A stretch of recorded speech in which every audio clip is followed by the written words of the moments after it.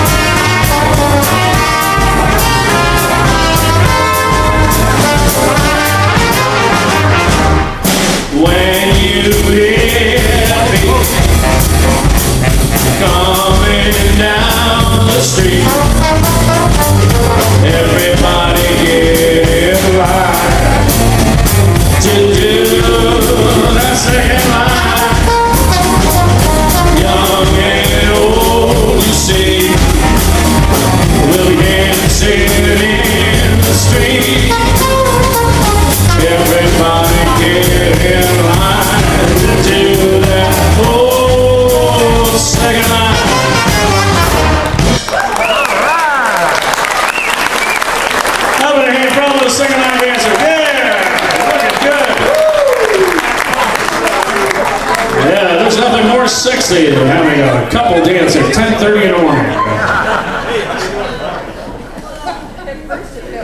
Well, Joe Oliver left New Orleans in 1917 for one reason. That was because the Navy Department closed down Storyville for corrupting the morals of young sailors. Now, Storyville, that's where all the brothels were, and they employed jazz musicians to keep their patrons happy while they were waiting to get happy, I guess. So with the closing of all these brothels, there was no work for jazz musicians in New Orleans. And Joe Oliver left for Chicago in 1917, and pretty soon, Louis Armstrong left the city that he loved, that he knew as home for his whole life. And that was in 1919. He left and joined the Fate Marable Band, who was playing on the Streckfus Riverboat steam lines. Now, Fate Marable Band went up and down and played on the riverboats from New Orleans all the way up into Davenport, Iowa, and traveling and doing excursions. And that's where Louis Armstrong really honed his craft of reading music. A lot of people thought that Louis Armstrong couldn't read music. That's not true. He read music when he was in New Orleans and got a lot of gigs to do it that and play as such. But he really honed his craft in the Fate Marable Band. And that's the first time we hear about Louis Armstrong coming to St. Louis, was on the riverboat Sydney in 1919. And he came up and had a little bit of time off and went to the Grand Hotel. And that is no longer there. That's where the St. Louis Arch is. And they tore that down to make the room for the arch. But during his time there, everybody went crazy over this good-looking, handsome man from New Orleans. And Louis Armstrong went head over heels for a jazz musician that he heard in St. Louis by the name of Charles Kreth.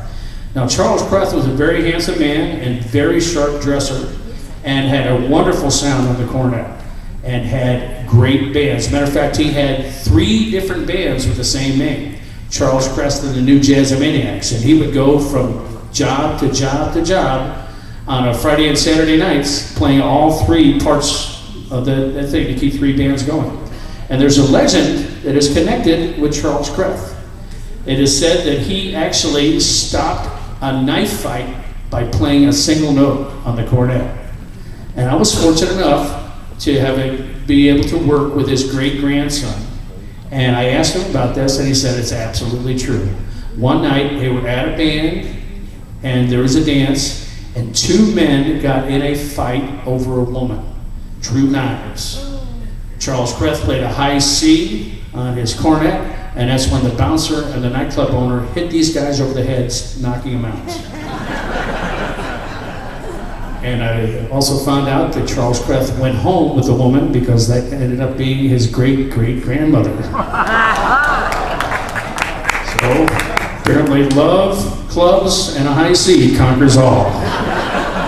So we're going to do a song that Louis Armstrong heard Charles Kreth play, and he went on to record it 26 times in his career. It is the most recorded jazz song in history. And when you talk about St. Louis, it is the town of St. Louis. But when you talk about the blues, it's the St. Louis blues.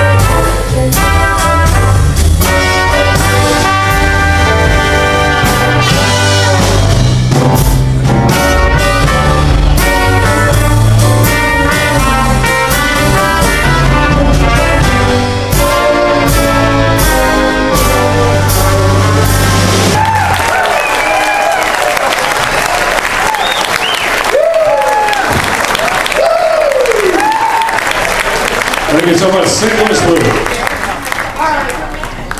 1921, Louis Armstrong got a telegram from his mentor, his friend, Joe Oliver, who was up in Chicago, and said, Louis, come up to Chicago and join my band.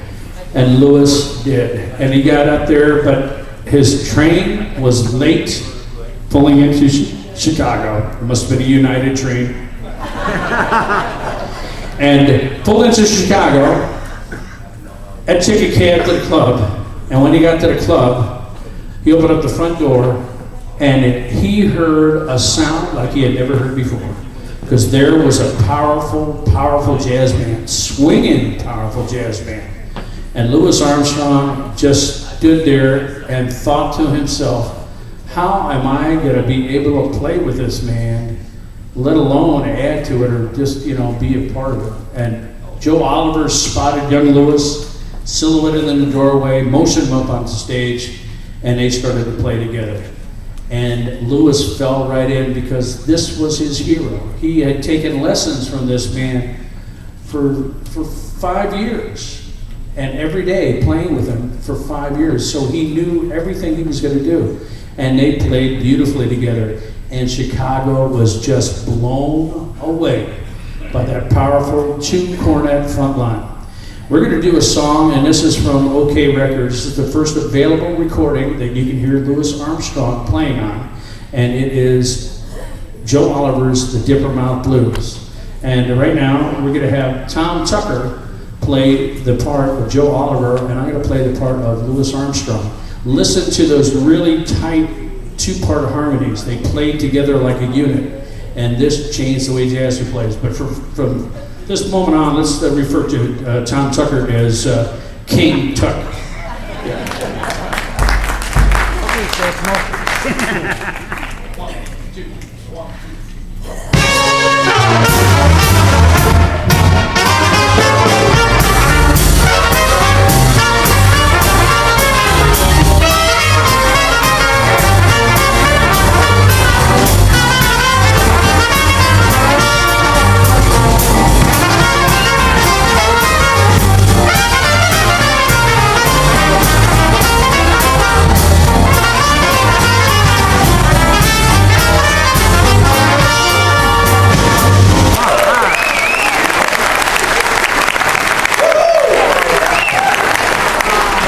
All right, let's talk about a couple things right here.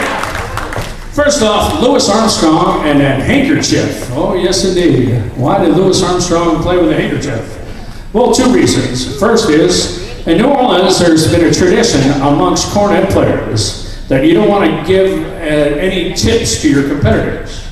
So people like Bunk Johnson and a lot of the cornetists from down south, what they would do is they take a handkerchief and they drape it over their valve section. So you couldn't see what they were playing and how they were doing those notes.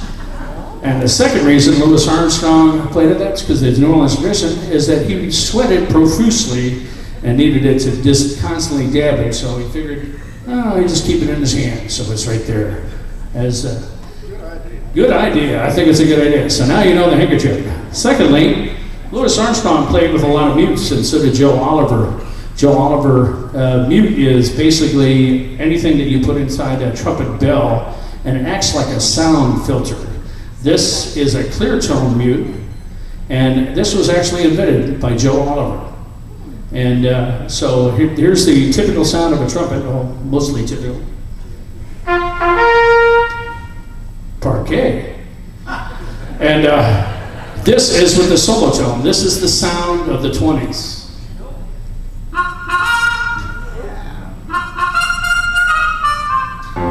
Yep, and there it is. So that's a couple things right there from Louis Armstrong. Louis Armstrong and Joe Oliver were very good buddies, but the thing was, in that band there was something really unique, and that was Joe Oliver's Creole Jazz Band, and that was a piano player that was a woman by the name of Lil Hardin. That's right, honey. That's right. And Lil Hardin was a beautiful, classically educated valedictorian of her college class. pianist that No, yes, had an attitude and also could swing a mean four on the piano. And Louis Armstrong, I mean, he met this woman and he was head over heels in love, and she wanted nothing to do with that big hit for New Orleans. But pretty soon, within a year, they were married. And I feel that, honestly, that without her pushing, support, whatever you want to call it, we would just know Louis Armstrong as a 1920s cornetist. But she didn't want to be married to any second cornetist in a jazz band. She thought Louis Armstrong should be a soloist or have his own band in his own right. Also, that she arranged for Louis Armstrong to take classical music lessons. She arranged for Louis Armstrong to meet all the important people in Chicago, and she also wrote music for him and different stuff. Here's a song that she wrote and didn't even get credit for it until shortly before her death in 1971. Here is Struttin' with Some Barbecue. And by the way, barbecue is slang for a beautiful woman with long legs and tasty ribs.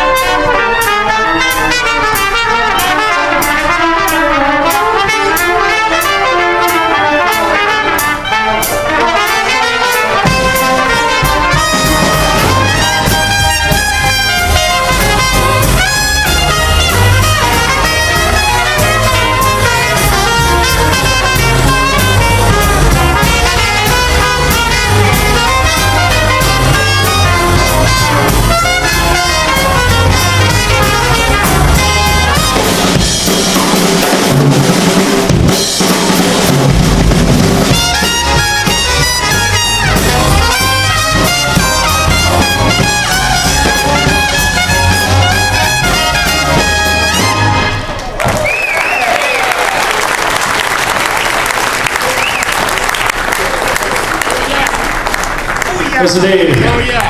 So a few years, actually just about a year and a half again, after he was in the Creole Jazz Band, Louis Armstrong left for his greener pastures with the help and support and prodding of Lil Hardin, and that was, he left for New York City, joining one of the hottest jazz bands that were, the black jazz bands that was going up and down playing society.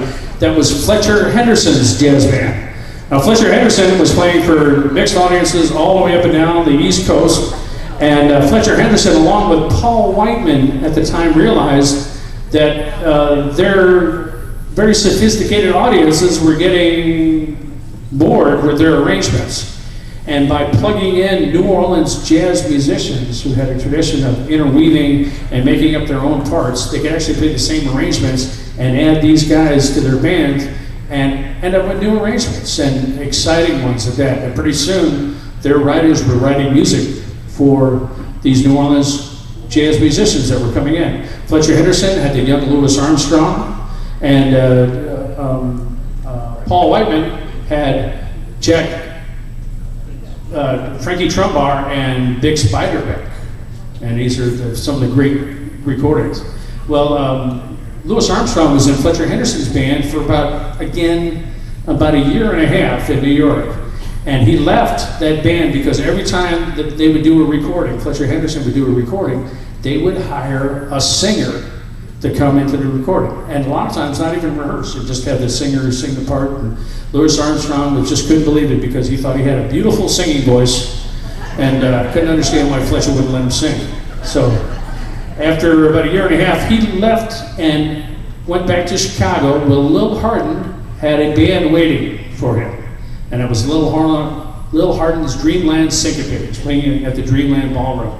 And he was playing for $260 a week at that time, Dreamland Ballroom. Now, you could buy a Model T Ford Roadster for $264, brand new.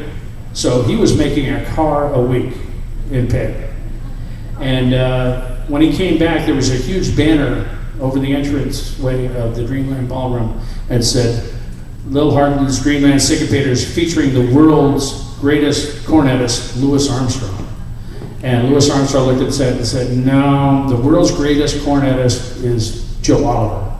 King Oliver. He's my mentor and my friend. I don't want that. And besides, when he went to New York to play with Fletcher Henderson's band, Fletcher made him change from cornet to trumpet.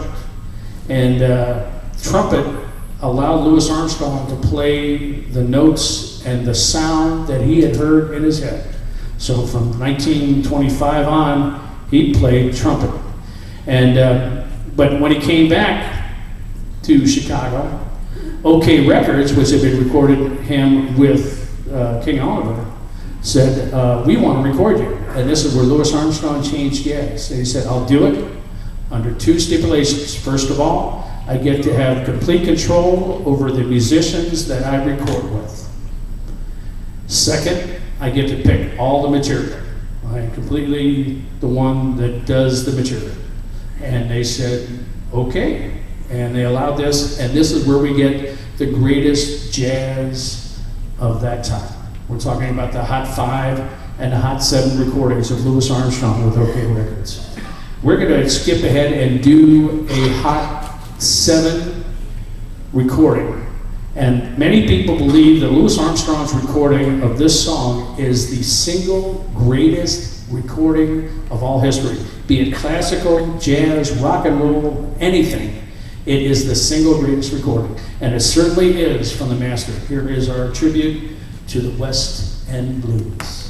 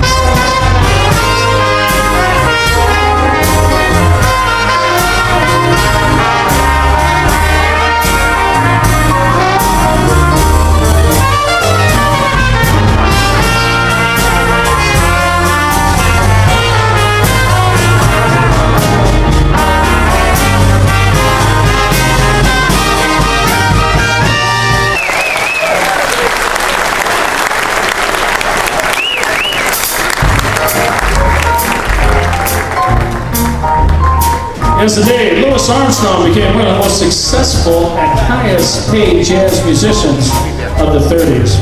By 1933, he was making $8,000 a performance. One of the highest paid entertainers in the world, Louis Armstrong, from his humble beginnings in New Orleans in the Hollywood. But by 1946, critics charged his big band with being just too commercial. And so longtime manager Joe Glazer formed the All-Stars, featuring Louis Armstrong's roots music and the vocalists Velma Middleton, Sid Catlett, Arvell Shaw, and the incomparable Jack Teagarden. I guess November of 1963, Louis Armstrong went into the recording studio and recorded 28 different songs for Cat Records. And most of the time he just played it once or twice at the most, these songs. And then from that recording session, he went on the road and was playing in the Bahamas. Well, by April 14th of 1964, one of those songs that he recorded became the #1 song on the hit parade. It knocked the Beatles, which had exclusively occupied the #1 spot for over a year and a half continuously, out of first place.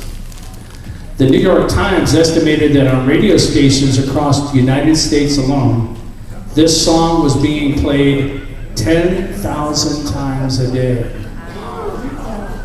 In Times Square, there were loudspeakers playing this song 24 hours a day. And in the Bahamas, Louis Armstrong couldn't figure out what people were yelling at him for when he wouldn't do this song. And the band and he scoured the entire islands looking for sheet music of this, couldn't find it, had to have it airlifted in so they could relearn the song to play it in New York City. And I can think of no better person to play this than Paul Reed.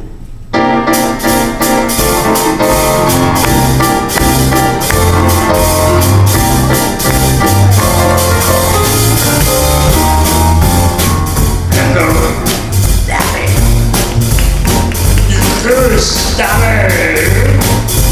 I can't back when you can fall. You're looking swell. Darling, I can tell. Mama, you're close. Oh, yeah. You're good. I feel good.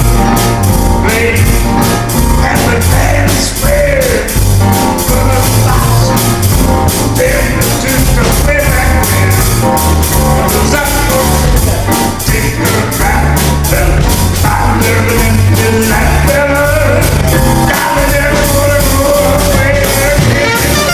When it's sleepy time down south has been Louis Armstrong's theme song since he first recorded it in 1935. Duke Ellington instead of Louis Armstrong.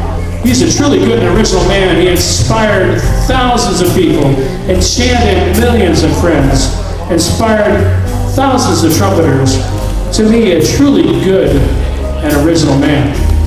After years of heart trouble, Louis Armstrong passed away just shortly after celebrating his 71st birthday on July 6th of 1971. It's hard to say what Louis Armstrong means to us. The great trumpeter Dizzy Gillespie said, "He is the creator of our language on the trumpet. He is everything unto himself. No sentences, no words. Just the name is enough." Louis Armstrong.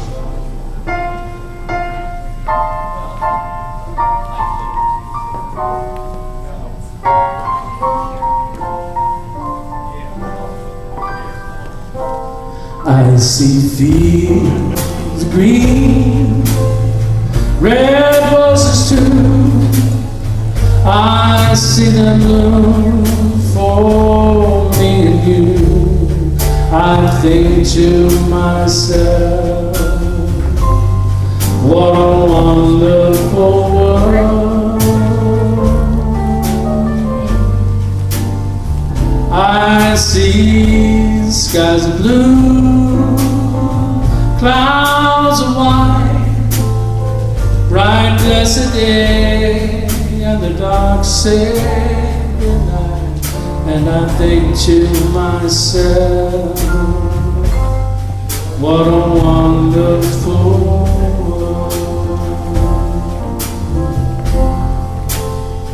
All the colors of the rainbow, so pretty in the sky, shine also in the faces of people passing by.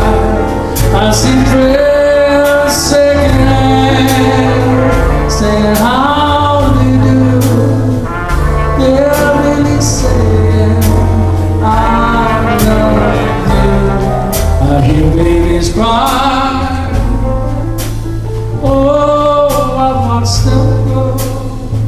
They'll learn much more than I'll ever know. And I think to myself, yes, what a wonderful world. Ladies and gentlemen, I hope you enjoyed our tribute to Louis Armstrong. Again, this entire tribute, as well as many other tunes, are available on our CD to St. Louis Armstrong. At this time, how about a great big hand for all the volunteers and everybody doing this festival also. Great long live this fabulous festival. And thank you very much. Stick and Slave for High Sierra Jazz Band coming out on this rare stage coming up next. And don't forget our next show at 1 o'clock. Oh yes. And until then, God willing and free rise. We'll see you on the night. Thank you very much. Louis Armstrong.